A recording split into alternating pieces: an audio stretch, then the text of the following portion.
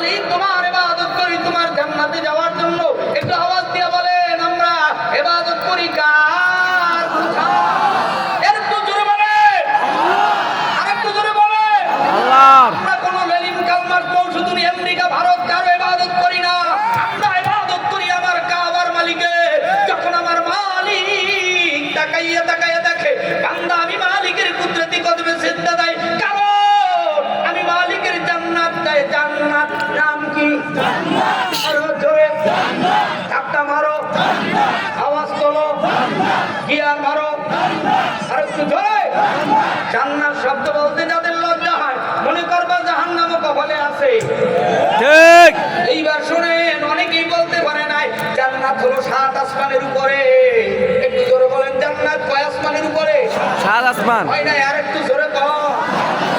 7 দেখাইয়া দেবেন, 5 এদিকে 2 এদিকে, 7 আসমানের উপরে জান্নাত।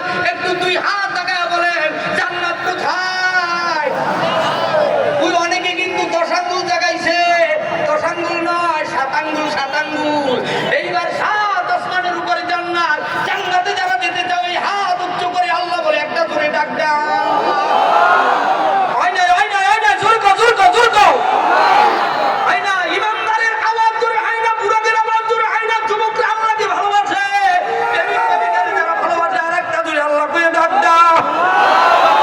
আটটা নামারে যুবক, জান্নাতে যদি যেতে চাও আল্লাহ বলে জান্নাতে যেতে হলে রশি লাগবে, রশি। সেই মর্মে আয়াতটা দিল হয় ওয়া'তাসিমু বিহাবলিল্লাহি জামিআ। নড়িবে না, ধরে যান, নড়িবে না। আমি মালিকের রশি মজবুত করে ধরো। এক আঙ্গুল দিয়ে ধরলে কিন্তু, 2 আঙ্গুল দিয়ে ধরলে কিন্তু মজবুত হয় না, 3 আঙ্গুল দিয়ে ধরলেও মজবুত হয় না, 4 আঙ্গুল দিয়ে ধরলেও মজবুত হয় না, 5 আঙ্গুল দিয়ে ধরলে কিন্তু মজবুত হয়। ইসলামের ভিত্তি 5টি, নামাজ, রোজা, হজ, যাকাত। মজবুত ভাবে যারা 5টি ধরবা, বিদ্যির আকারে নীলফামারীর গোরস্থানে ঘুমাবি তুমি বান্দা, তুমি বান্দি। বিদ্যির আকারে তোমার রূহ জান্নাতে ঘোরাফেরা করবে। কথা কও ঠিক কিনা? ঠিক। আমার আব্বাজানেরা, যুবক ভাইরা, জান্নাতে যাওয়ার জন্য হেডকোয়ার্টার হলো কালিমা। আমরা প্রথমেই কালিমা পড়েছি, তওবা করেছি। 3 নম্বরে জান্নাতে যাওয়ার জন্য আমরা ঠিকানা পেয়েছি জান্নাত আরশি। জাহান্নাম 7 তবক জমিনের নিচে।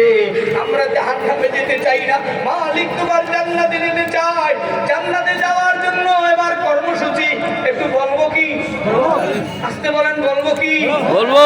ময়দান কানায় কানায় ভরে গেছে। জান্নাতে যাওয়ার জন্য আল্লাহ রাব্বুল আলামিন একখানা গাইডলাইন পুস্তক দিলেন, যার নাম হলো কোরআন। নাম কি? কোরআন। আরেকটু জোরে কোরআন, আরো জোরে কোরআন। কোরআন তোমার লক্ষ্য কি, উদ্দেশ্য কি? তোমার বাড়ি কোথায়, তোমার ঘর কোথায়? আপনাদের এই নীলফামারীর মানুষ আমাদের হেমায়েতপুরে, ডাক্তার মেসে, যমুনা গার্মেন্টসে, এই অবনীতে বিভিন্ন জায়গায় হাজার হাজার যুবক যুবতীরা আছে। জিজ্ঞাসা করলেই বলে হুজুর উত্তরবঙ্গে মুখ চিনিস, টাঙ্গাই মারি ফেলাম। বললেই এক কথাই চিনা যায়, মজা লাগে রে বাবা। আমার জীবনের প্রথম মাহফিল শুরু হয়েছে কুড়িগ্রাম থেকে রে বাবা, নাগেশ্বরী, ভঙ্গাফারি, সিলমারি, অলিপুর, এই দিক থেকে রে বাবা। আপনাদের এই সমস্ত প্রত্যেকটা অঞ্চলে ঘোরা রয়েছে। এই 15 বছর সারা বাংলা ঘুরলাম। আজকেও আপনাদের মাঝে একটা সিদ্ধান্ত দেব, কোরআন তোমার বাড়ি কোথায়? কোরআনের বাড়ি কোরআনের ভাষায় বলে, আমি কোরআনের বাড়ি হলো লাউহে মাহফুজে। আল্লাহ বলে ফি লাউহিন মাহফুজ, আমি কোরআনের বাড়ি লাউহে মাহফুজে। আমি কোরআনের লক্ষ্য কি, আমি কোরআনের মওজু কি, আমি কোরআনের উদ্দেশ্য কি? আমি কোরআনের লক্ষ্য বা উদ্দেশ্য হইল অন্ধকার থেকে আলোর দিশা দেখানো। একটু চিৎকার মেরে বলা যাবে কি আল্লাহু আকবার? কোরআনের লক্ষ্য উদ্দেশ্য হইল অন্ধকার থেকে আলোর দিশা দেখানো। কোরআন তোমার বাড়ি আরশে, তোমার লক্ষ্য উদ্দেশ্য হলো অন্ধকার থেকে আলোর দিশা দেখানো। কোরআন তুমি কবে, কখন, কোন সময় দুনিয়াতে আগমন করলা? কোরআন জবাব দেয় 610 খ্রিস্টাব্দে আমি কোরআন দুনিয়াতে আগমন করেছি। রমজানুল মুবারক মাসে দুনিয়াতে আগমন করেছি। আমি স্থান নিয়েছি আব্দুল্লাহর বেটা মুহাম্মদুর রাসূলুল্লাহ সাল্লাল্লাহু আলাইহি ওয়াসাল্লামের সিনায়। এই বিশ্বনবী যখনই কোরআনের দাওয়াত মক্কার গলিতে গলিতে দেওয়া শুরু করেছে, নবীর আপন চাচা আবু জাহেল প্রথম বিরোধিতা শুরু করেছে। তোমরাও দাঁড়াও, আমার মালিকের কোরআনের পক্ষে রিকশাওয়ালারা, দিলওয়ালারা, গার্মেন্টস ফ্যাক্টরিওয়ালারা, গরিবেরা যখনই আবু বকরের মতো গরিব হযরতে বিশ্ব নবীর ডানে থেকে সাহাবায়ে কেরাম যেমনিভাবে কোরআনে প্রচার প্রসার করেছে, তাদের উপর বারবার অত্যাচার জুলুম এসেছে। যখনই তুমি এইবার ইসলামের পক্ষে চলা শুরু করবা, তোমার উপরে কিন্তু আঘাত আনবে, রক্তপাত হবে, জেল জুলুম হবে।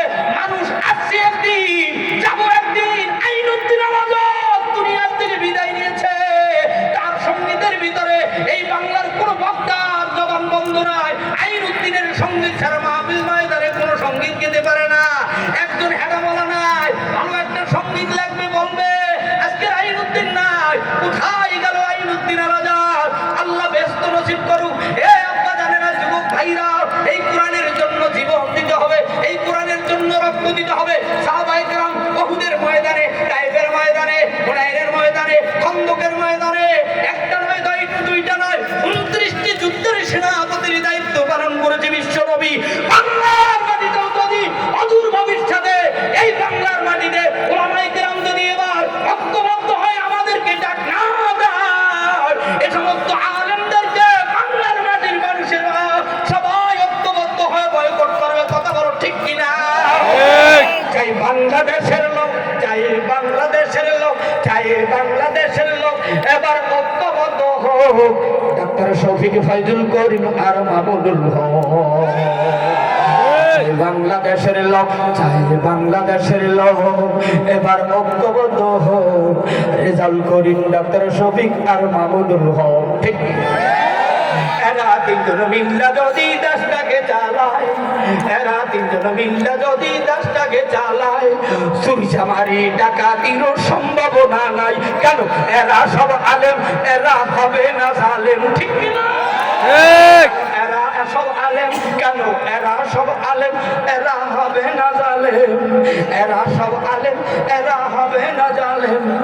এরা তিনজন মিল্লা অব সাজাইবে বাংলাদেশ। কথা ঠিক কিনা? আমার বাদানেরা সবাই সঙ্গীত দেখতেছি, হাজিরা কাটা নিয়ে হাজির আমার বন্ধুবার। অতএব সঙ্গীত করার টাইম নাই। আমার সঙ্গীতের কাছে পল্টন থেকে সারা বাংলার মাটিতে মাটিতে রিক্সা বানিয়ে বিক্রি হয়েছে। আজকে যদি সুযোগ হয় আজকেও বলবো, তবে আমি একটু আলোচনার দিকে যাচ্ছি। আল্লাহ রাব্বুল আলামিন জান্নাতে যাওয়ার জন্য তোমার আমার গাইডলাইন দিলেন কোরআন। একটু আওয়াজ দিয়ে বলেন নাম কি? হয় না, আরেকটু জোরে বলেন কি? এই কোরআনের জন্য জীবন যদি দিতে হয়, বাংলার মুসলমানেরা আলেমদের পক্ষ থেকে যদি তোমাদেরকে ডাক দেওয়া হয়, কাপড়ের কাপড় নিয়ে বাংলার মাটিতে কারা কারা ঝাঁপিয়ে পড়বা, তারা দুটো হাত তুলে রাখায় দাও।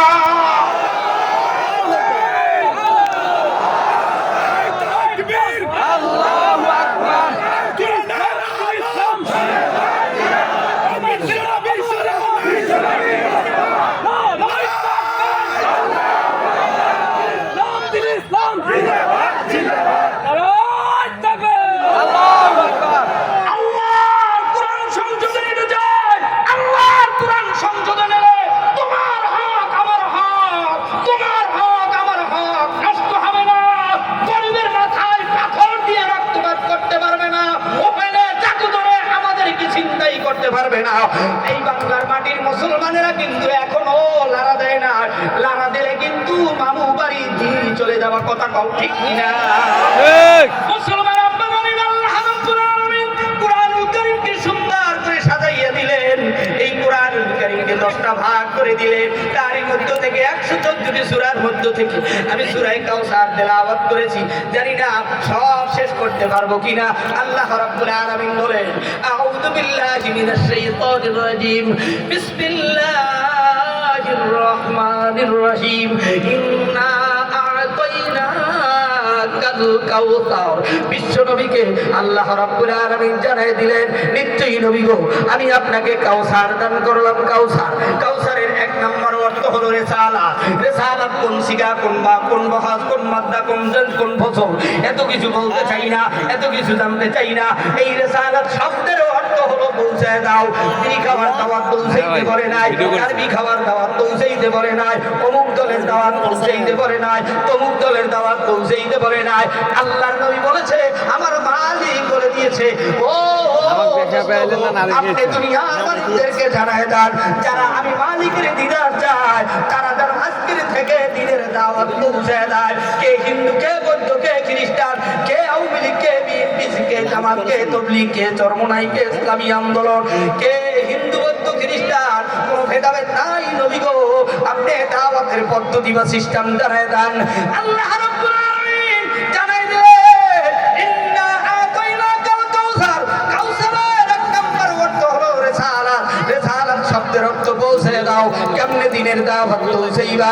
পয়গম্বর বিশ্ব নবী বলেন, ক্বালান নবী সাল্লাল্লাহু আলাইহি ওয়াসাল্লাম, আসসালামু আলাইকুম।